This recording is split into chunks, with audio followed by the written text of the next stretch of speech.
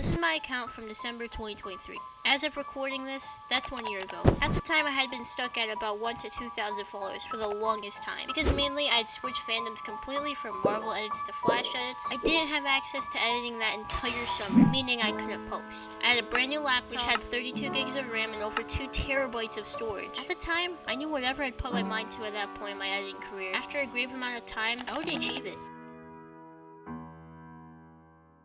At the time, I was planning to do some crazy shit and make something out of myself. Because honestly, at that time, I didn't feel like I was worth much. So, here's what my goals were. 1, start posting daily on my editing TikTok. Maybe I'll take the weekends off, but I'd post like slideshows or something to keep it up. Start a new YouTube channel dedicated to editing. Get some social skills. Now it's December 2024. Let me tell you, has it been a crazy year?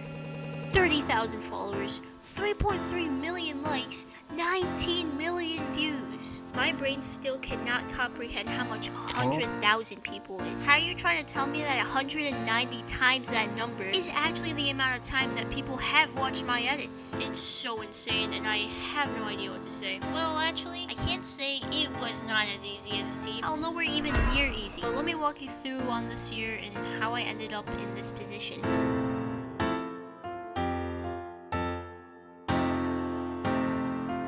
Starting that month, December, I started to get in the flow of editing every single day, posting from Monday to Friday, giving myself the weekend off to either reflect from the edits I made, what I screwed up on and how I can improve with them, or to get a head start with edits, just in case the upcoming week was going to be busy. Or rarely, I would just spend the weekend sitting back and relaxing. Yeah, that was just another way of saying I was just brainstorming at ideas. Honestly, I'm no therapist, so I won't say if that was entirely healthy, nor do I encourage anyone else to do this for the 9 months I did this for. Will I say, it sure did pay off. Now, before you ask, how the hell did you post daily with school and homework and life? And I kind of did homeschool this year, so that should kind of answer all your questions. I will just say, before and sort of at the start of this daily routine, I remember my videos got like, usually if it was good, 50 likes. And I literally thought to myself, okay, 50 people with their own conscious thoughts, feelings, and ideas went out of their way, put in the extra effort to like it. That's amazing, dude. And I guess that was my trick to always staying motivated. That wasn't the only thing that kept me motivated, but I was also like insanely obsessed with making my next edit better than the last. And that's one of the few feelings that I just cannot explain to you. I would literally not go out to do anything fun last second, unless I quite literally had no other choice. But at least what I was doing was planned out a day beforehand. Yeah, I was just not gonna show up, but editing is way more important than going to the park with you, no offense. Now, was this a good thing? Probably not. Because now looking back, I never really told anyone what I was doing instead, which obviously was editing. So I think they generally just thought that I didn't want to hang out with them. Now you know why I don't have friends. This posting routine went from Monday to Friday, from December all the way to the following August. Occasionally I would miss a day here and there, and I think that would add up to about 2 weeks of not posting out of the entire 9 months. Jesus, I need a therapist. After that grind for literally over half of my year, what did I get in return? January, 2K followers. March, 3K followers. April, 6K followers. June, 11K followers. August, 18K followers. October, 21K followers. November, 28K followers. December, 32,000 followers. How is this? I can't process this, dude. I actually can't. My first spark of growth started with this edit, where I made a little bit of an AMV type of edit, which honestly I loved making. And it was my first taste of support from a bunch of editors that I followed, commented on it and said it was good, and I got a lot of supporters, which was awesome. And a couple months later, for my 3K special, I went ahead and locked myself in my room for that entire weekend. I mean, honestly, what is my favorite edit of all times? I remember within the first 3 days, it had over 80,000 views, and that was my first actual fast growth. Nothing beats that feeling when you're in a room full of normal people, and you're just smirking to yourself like, only if these people knew I'm going viral right now. Oh, March Charlie, only if you know what's gonna come next. And shortly after that, I tried a film style edit for the first time, and holy sh! So basically what it was is a couple Flash characters made a Kanye West reference, and when they made the Kanye West reference, I had the beat drop with a Kanye West song, and it was kind of an edit of that Flash season. Let me tell you, that ended up being my most viewed edit till I think another edit passed it a month ago. It has almost like 3 million views. It's insane. From out of all my edits that kinda got views, those first ones were the most special ones. Don't get me wrong, wrong, it's a great feeling to wake up a day after posting and seeing your edit has like 120,000 views. But nothing will beat that feeling of those first few viral edits. From then till now, I kind of realized that shit, this is a real thing, and kind of start to take things overall more seriously, such as how I titled my edits and made sure that they were still related to the edit I was making, what hashtags I specifically used and who it was going to go to, making sure that the first 3 seconds of my edit will actually hook in the viewers so they'd stay, and editing wise who I was talking to on Discord, if they were my friend for Charlie or for Reverse Stark. I'll admit it was hard, but I've had some great friends who helped me through the tough and the hard stages, who cheered me on during the good ones. Huge shout out to those goats.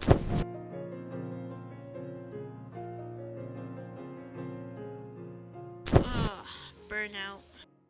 Okay, that's a word that's overused too fucking much. The average editor I will see will post about 3 banger edits within a short time frame. Then they'll just randomly say that they're burnt out and stop posting for 3 months. I'm sorry, what? I think during my 9-month phase of posting daily, I got burnt out a few times. But honestly, it would only really last a weekend and I'd just get back to that grind on Monday. But one time I really got burnt out, I think it lasted like a week. I think it was because the previous week I was insanely sick, but I still pushed myself to edit even though I definitely should have taken a break. But then once I had felt better, as I was sitting on my computer ready to make a new edit project, I kind of just asked myself, is this really what I wanted to feel better for? This? That week, I took off the headset and just forced myself to not touch my computer, unless it was for school or something desperately important. I will admit, after a couple days, it got insanely boring, and without realizing it, I had edits flooding through my head, and I really wanted to edit so badly. But just for that week, I forced myself to not even launch After Effects. As hard as it was, that really helped me. And if you're dealing with a burnout similar to mine, try giving that a shot.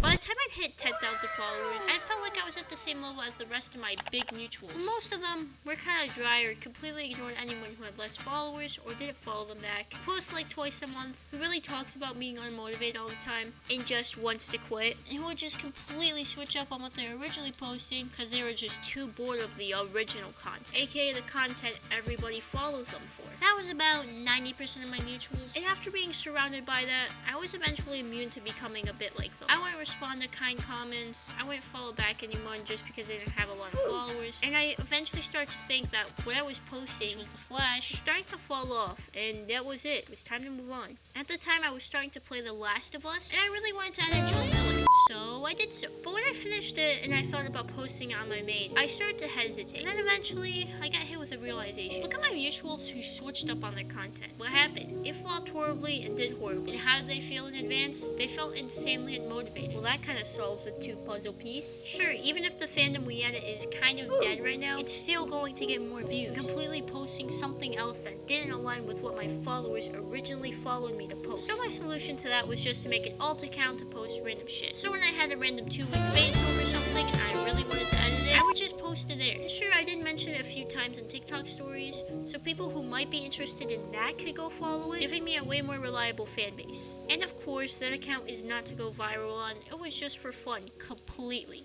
Now, as I started to get bigger, I started to realize I was turning into one of my icks. Not following back anybody at all. Well, it's not completely like that, but let me explain. I want people to understand that I can't follow back every single person who asks me to. The kind comments are really appreciated, and so are the lovely supporters. But let me just break it down what it means to actually follow somebody. Me following you says, I'm a fan of what you make, I like your content, so I'll be looking forward to your next post. So if I genuinely like somebody's content, I'll follow. The only few exceptions are if that person is my personal friend or a family member, and in my Discord server I try not to be the driest person in the world. But the truth is, if you're trying to talk to me about something I don't actually care about, or if I can't help you with, then I'm just not going to respond, and that's just the honest truth.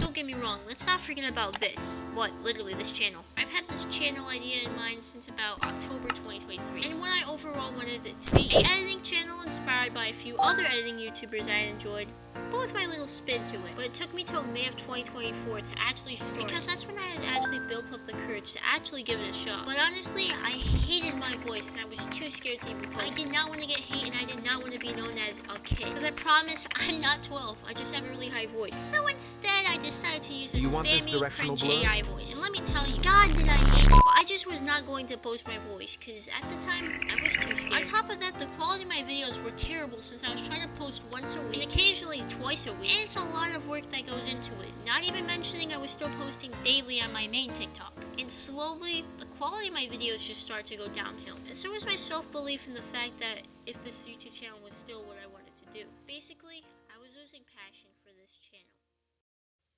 Okay, before I go on, just hear me out. If you're an editor watching this, and you've probably heard of Wondershare's Filmora, which if you haven't, or if you've been completely brainwashed by the haters of the software, the way I kind of see it is if After Effects had a CapCut layout, but instead it has high quality features that doesn't need ESA Pro on them. Filmora recently released their newest version, which is Filmora 14, which is technically on mobile and desktop. If you're a mobile editor looking for a better version of your shitty CapCut that already has like 75% of the features blocked off with Pro, you might want to give Filmora a shot. So with this newest update they just released has all of these new features: multi-camera tracking, fan art tracking, AI voice enhancer, AI translation that does lip syncs, AI sound effects, smart short clips, smart BGM generation, smart scene cut, auto reframe, and social video planners. If you're interested in checking out Wondershare's Filmora, then right now as of posting is a great time to look into. So go check that out on the first link in the description. Huge shout out to Wondershare for sponsoring this video. Now I'll shut up and get back to the video.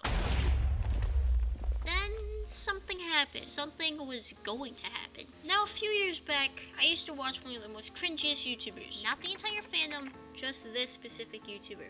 TommyInnit. I think I'd slowly stopped watching him around mid-2022, but not too long ago, I was insanely bored and I decided to search up YouTubers I haven't watched in a while. One of those was TommyInnit. And I noticed his most recent video, which was only posted a couple weeks at the time, was an announcement? If you don't know, I'm leaving for America for 2 months to perform my How to Billion... Oh, fuck me. Sure, it's in the same country as me, but there's no way that there's gonna be one close to me.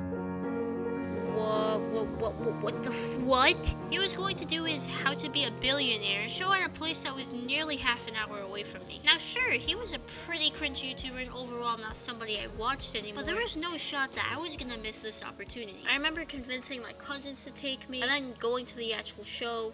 Then when I seen him jump on stage, I felt a spark. In that moment, I kind of realized, shit, this isn't a game. He wasn't just some guy in a video anymore. It's stupid, but I realized that it was real. He was a kid with his own life, his own struggles, who still went ahead and pursued in what he loved. The show itself was kind of cringe, but overall, it was fun. He explained what he went through with YouTube, how he felt about when he started, then how he felt at his highest, and how he felt at his lowest, and how it overall just changed his life. And for once, I kind of understood.